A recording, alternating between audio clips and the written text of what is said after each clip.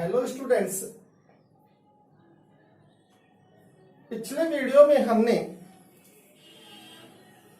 D block तत्वों की 3D जो श्रेणी है उस 3D श्रेणी के तत्वों के गुणधर्मों में क्या सामान्य प्रवृत्तियां पाई जाती हैं, उन सामान्य प्रवृत्तियों के बारे में डिस्कस किया था।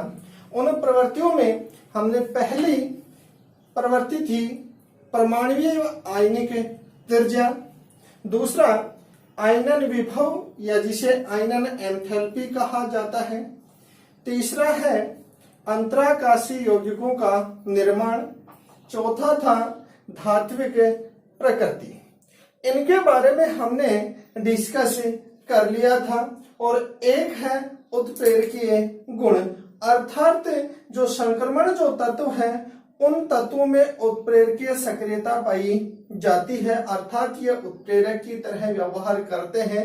क्यों करते हैं इसके बारे में मैंने पिछले वाले वीडियो में समझाया था।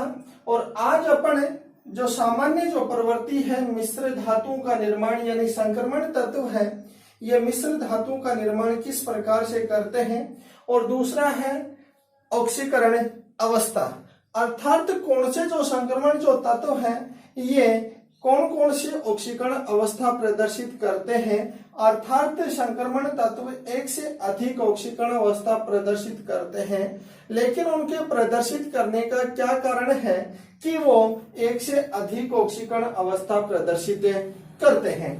तो यहाँ पे देखो मिश्र धातुओं का क्या है निर्माण, यानी जो संक्रमण जो तत्व है ये मिश्र धातुओं का निर्माण क्यों करते हैं। तो हमने आयनन विभव वाले टॉपिक में पढ़ा था कि जो संक्रमण जो तत्व है उन संक्रमण तत्वों का क्या होता है आकार है ये लगभग क्या होता है समान होता है। और समान होने के कारण क्या होता है कि समान आकार के क्रिस्टल जालक में किसी धातु परमाणु को यदि अन्य परमाणु के द्वारा प्रतिस्थापित कर दिया जाता है तो तत्वों के प्रतिस्थापित होने के फलस्वरूप मिश्र धातुओं का क्या होता है निर्माण होता है। और मिश्र धातुओं का जो निर्माण होता है ये समान क्रिस्टल जालक व्यवस्था में ही संभव होता है। अब यहाँ पे देखो जो मिश्र धातु है तो हमने विलयन के बारे में थोड़ा सा डिस्कस किया था कि जो विलयन है ये 3 प्रकार का होता है, यानी भौतिक अवस्था के आधार पर। तो एक है ठोस, दूसरा है द्रव और तीसरा होता है गैसीय विलयन। तो जो मिश्र धातु है ये मिश्र धातु ठोस विलयन का उदाहरण है। ठोस विलयन का मतलब उदाहरण कैसे है कि विलयन में 2 अवस्थाएं पाई जाती हैं जिनमें एक होता है विलय और दूसरा होता है विलायक। तो मिश्र धातुओं में विलय और विलायक दोनों ही ठोस अवस्था में पाए जाते हैं। यहाँ पे देखो कि जो मिश्र धातु है ये मजबूत, कठोर और उच्च गलनांक वाली होती है। तो ये क्यों बनाती है, क्योंकि आकार समान होने के कारण इनमें धातु परमाणु किसी अन्य धातु परमाणु के द्वारा क्या हो जाता है प्रतिस्थापित हो जाता है। हम यहाँ पे 2-3 मिश्र धातुओं के उदाहरण हैं जिनमें एक है पीतल, एक है कांसा, एक है गन मेटल और एक है जर्मन सिल्वर। अब यहाँ पे देखो इनकी बात करें तो ये जो मिश्र धातु हैं इनके संगठन अर्थात इनमें कौन कौन सी संक्रमण धातुएं पाई जाती हैं। तो पीतल है ये कॉपर प्लस जिंक मिश्र धातुओं के मिश्रण से बनता है। ये कॉपर और टिन,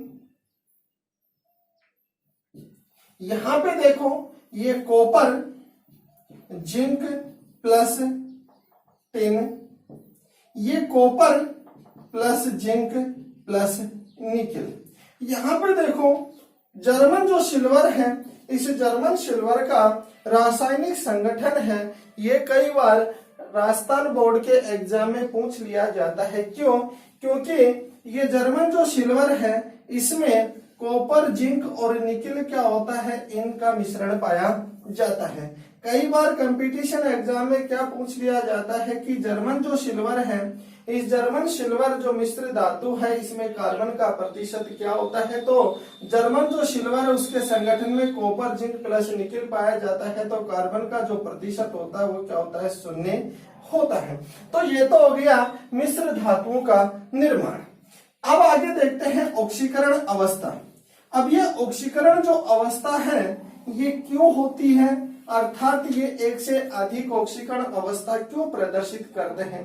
तो संक्रमण जो तत्व है इन संक्रमण तत्वों में NS यानी संयोजी S उपकोष एवं उपांत्य N-1D जो कक्षक होते हैं इनकी ऊर्जा में बहुत कम अंतर क्या होता है भाई, पाया जाता है। और जब अंतर पाया जाता है तो NS यानी N-1D कक्षक में उपस्थित जो इलेक्ट्रॉन है ये इलेक्ट्रॉन भी संयोजी NS कक्षक के साथ साथ इलेक्ट्रॉनों के साथ बंध निर्माण में क्या होते हैं, प्रयुक्त होते हैं। और इनके बंध निर्माण में प्रयुक्त होने के कारण जो संक्रमण जो तत्व है ये एक से अधिक ऑक्सीकरण अवस्था अर्थात परिवर्तनशील ऑक्सीकरण अवस्था प्रदर्शित करते हैं।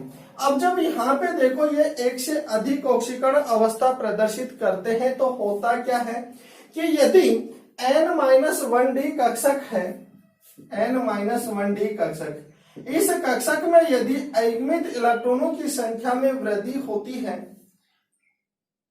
तो ऑक्सीकरण अवस्था में वृद्धि, लेकिन अयुग्मित इलेक्ट्रॉनों की संख्या में कमी होने पर ऑक्सीकरण अवस्था क्या होती है, घटती जाती है।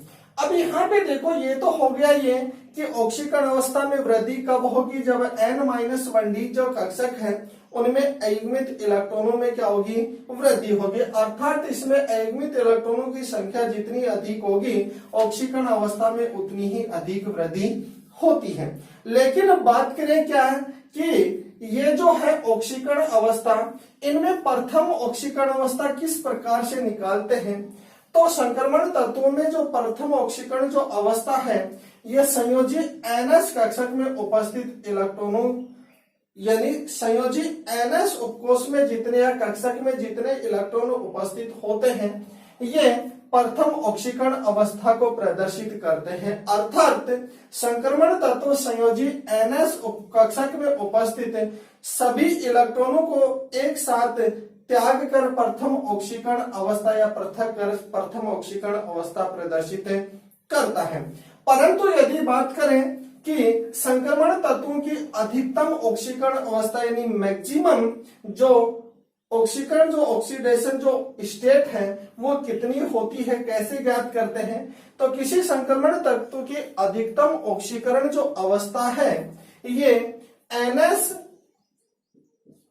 कक्षक में उपस्थित कुल इलेक्ट्रॉन तथा N-1D जो कक्षक है इनमें उपस्थित अयुग्मित इलेक्ट्रॉनों की संख्या के क्या होती है, बराबर होती है।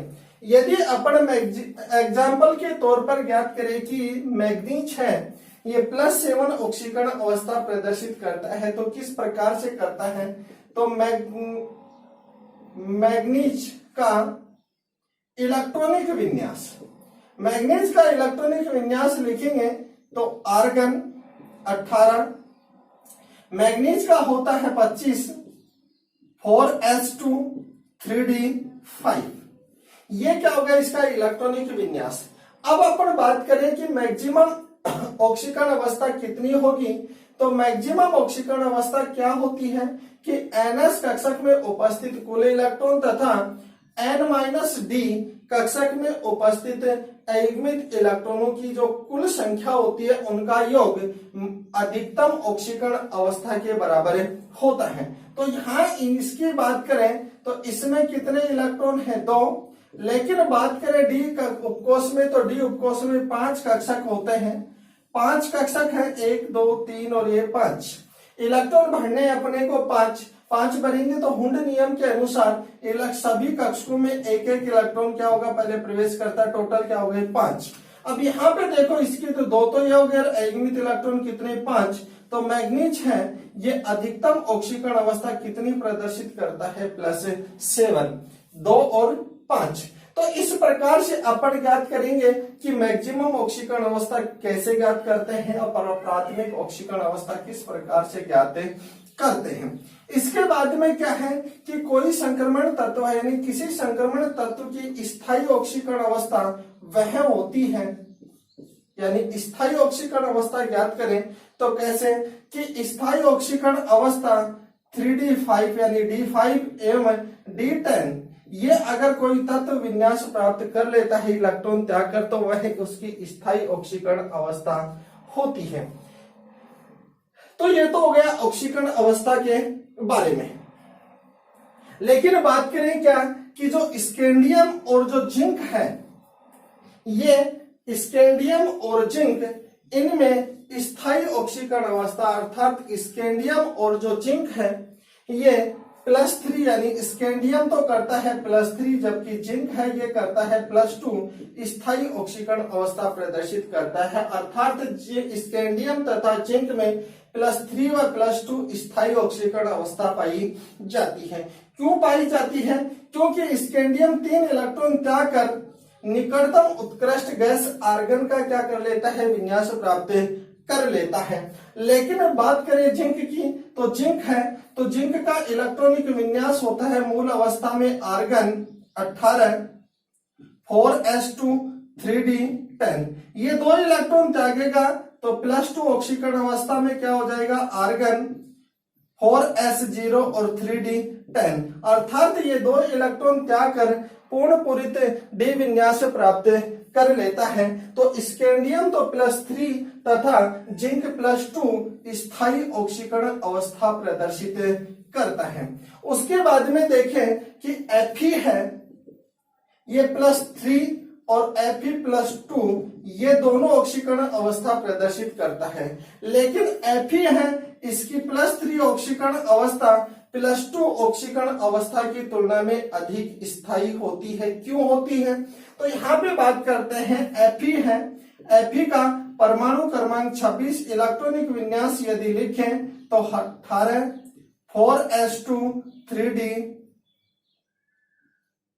3d6। यहाँ पे देखो यदि ये +2 ऑक्सीकरण अवस्था प्रदर्शित करेगा तो इसका इलेक्ट्रॉनिक विन्यास हो जाता है 18 4s0 और 3d6। लेकिन यदि ये +3 ऑक्सीकरण अवस्था प्रदर्शित करे तो +3 ऑक्सीकरण अवस्था प्रदर्शित करेगा तो ये 18 यहां से 2 इलेक्ट्रॉन और 1 इलेक्ट्रॉन डी से तो ये हो गया 3d5। अर्थात जब Fe 2 इलेक्ट्रॉन त्यागता है तो अपूर्ण डी विन्यास क्या होता है, अपूर्ण डी विन्यास प्राप्त होता है। जबकि ये 3 इलेक्ट्रॉन त्यागता है तो डी कक्षक अर्धपूरित विन्यास प्राप्त कर लेता है और अर्धपूरित और पूर्ण अपूर्ण जो कक्षक है उनका स्थायित्व क्या होता है, अर्धपूरित कक्षक का स्थायित्व अपूर्ण की क्या होता है तुलना में अधिक होने के कारण Fe है इनकी +3 ऑक्सीकरण अवस्था +2 ऑक्सीकरण अवस्था की तुलना में अधिक स्थायी होती है।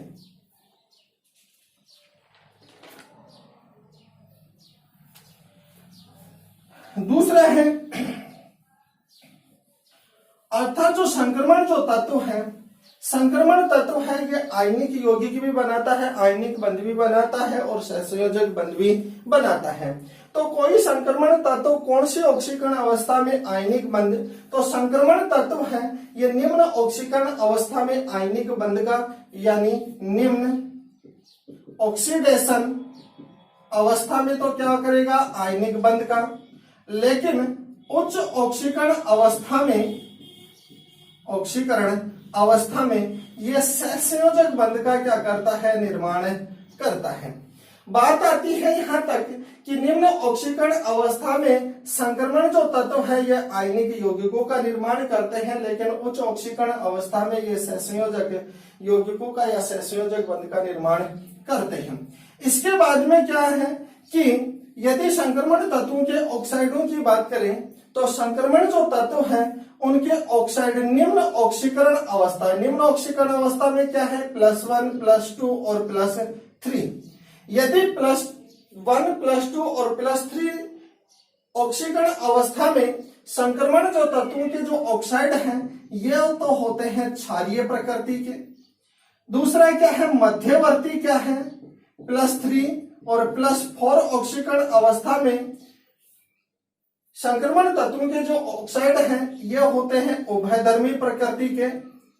लेकिन अगर बात करें +6 और +7 ऑक्सीकरण अवस्था की, तो +6 और +7 ऑक्सीकरण अवस्था में संक्रमण तत्वों के जो ऑक्साइड हैं ये अम्लीय प्रकृति के होते हैं, अर्थात निम्न ऑक्सीकरण अवस्था में ऑक्साइड क्षारीय प्रकृति के, +3 व +4 यानी मध्यवर्ती में उभयधर्मी, और ये क्या होते हैं, अम्लीय प्रकृति प्रदर्शित करते हैं।